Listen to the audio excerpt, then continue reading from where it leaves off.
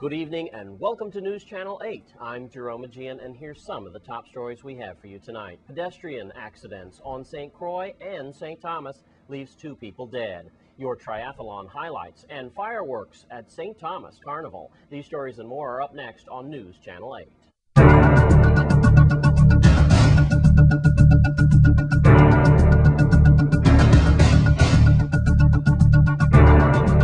In our top story tonight, it should have been celebrations on both islands, but it turned into tragedy as pedestrians were killed on St. Croix and St. Thomas. We start with the St. Croix story. News Channel 8's Wes Small is at Sunny Isle. Thanks a lot, Jerome. There is sad news to report on what should have been a very good and prosperous weekend for the Virgin Islands. After all, we had Carnival on St. Thomas and our 22nd triathlon here on St. Croix, and lo and behold, a pedestrian is killed on each island. We'd like to start here on St. Croix. It was 8:53, right during the triathlon. And you know, a lot of times, folks, we see people along this railing that the camera is pointing to now. Well, we believe that that's where a 63-year-old man was enjoying the triathlon. Going west then, in the far west lane, this is where we have a 5.0 silver Mustang. This is from witnesses' accounts now. And apparently this individual took off after he was stopped from the VIPD so that the triathlon can continue, right? When a police officer, and he was on the radio, said, all right, let's go, we understand this is not official, but this young man jammed on the accelerator and the 5.0 Mustang lost control, careened into the guardrail where this 63-year-old onlooker of the triathlon was hit.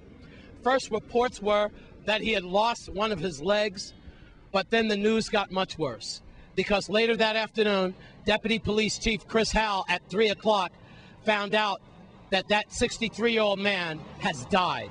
Right now, let's go to Melody Raines, VIPD spokesperson, with more on this horrible pedestrian accident. The Traffic Investigation Bureau on St. Croix is investigating a fatal car accident that killed a 63-year-old man on Sunday, May 1st. The victim was later identified as Linton Gonzalez of Estate Strawberry Hill. According to Traffic Supervisor Sergeant Joseph Platt, the victim was near a guardrail on the westbound lane of the Melvin Evans Highway minutes before 9 a.m. A Ford Mustang driven by a 37-year-old man was traveling west when he apparently lost control of the vehicle and struck the victim. The victim was transported from the scene by ambulance to the Governor Juan F. Louis Hospital and Medical Center for treatment. However, the victim later died from his injuries. The case is still being investigated by the Traffic Investigation Bureau. I also want to tell you this, that on Saturday evening, actually I believe it began on Friday, the saturation control began here on St. Croix, mostly led by Deputy Police Chief Chris Howell and others, as a lot of traffic stops were made.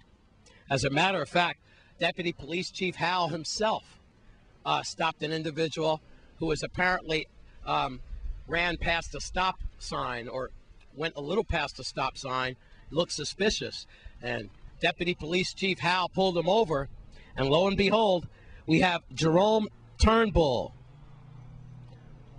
at 10:21 p.m. charged with unauthorized possession of a firearm and a firearm with obliterated serial number in his possession.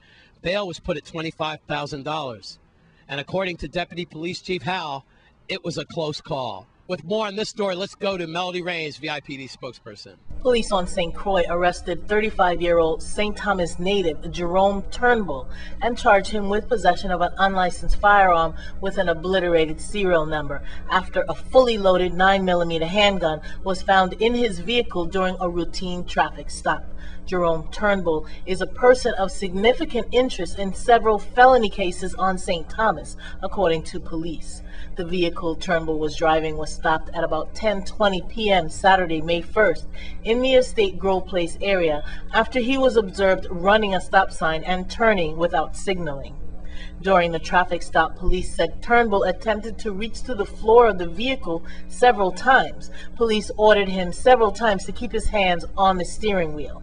Once Turnbull exited the car, police saw a 9mm firearm under the floor mat on the driver's side.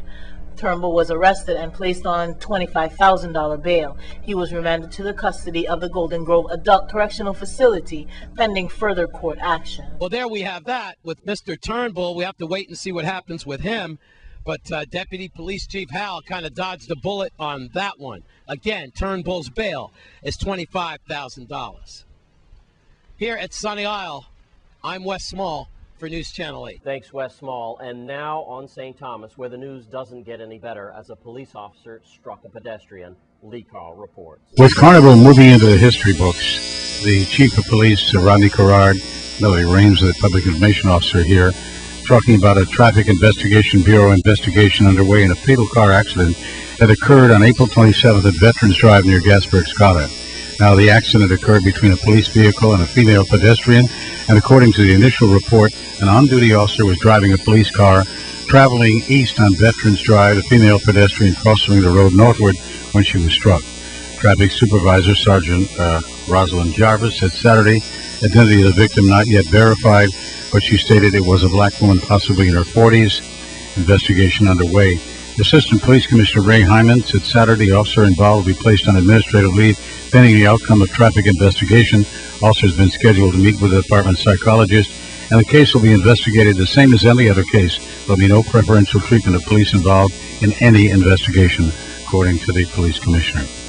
In St. Thomas, Lee Carl for News Channel 8. Thanks, Lee Carl. And now back to St. Croix, where yesterday was the 22nd annual Triathlon Ironman. Let's take a look at some highlights. Well, there we are. It sounds like the first wave are off. Yes, they are.